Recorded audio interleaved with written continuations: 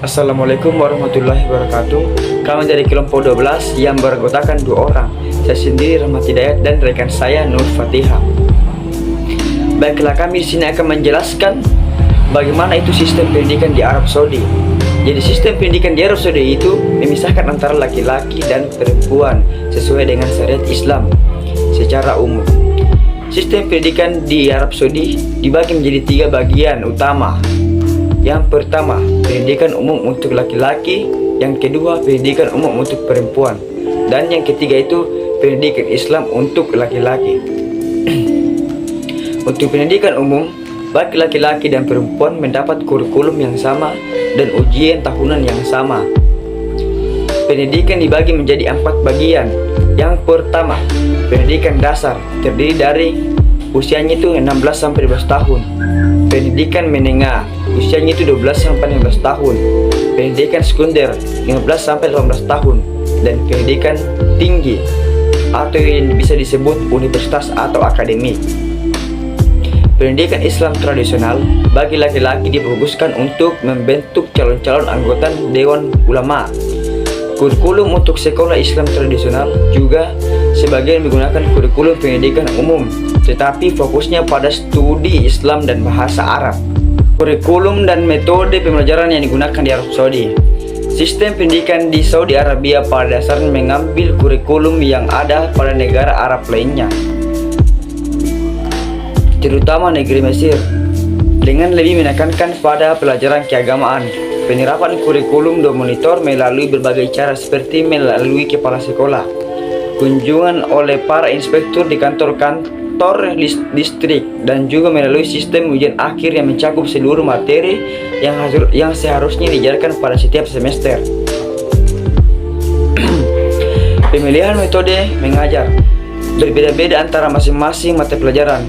Guru-guru mata pelajaran agama lebih menekankan hafalan dan jarang sekali menggunakan peralatan mengajar selain dari papan tulis. Guru bahasa Arab menggunakan papan tulis di samping menggunakan metode hafalan teks. Jenis pendidikan yang ada di Arab Saudi hampir sama dengan pendidikan yang ada di Indonesia. Nomor 1, pendidikan umum.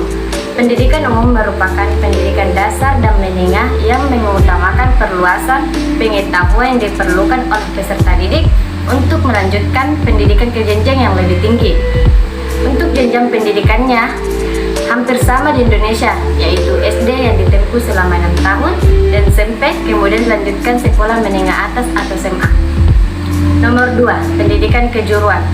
Pendidikan kejuruan adalah pendidikan yang mempersiapkan peserta didik terutama untuk kerja di bidang tertentu, sama halnya di Indonesia, yaitu sekolah menengah kejuruan atau SMK. Nomor 3, pendidikan akademik.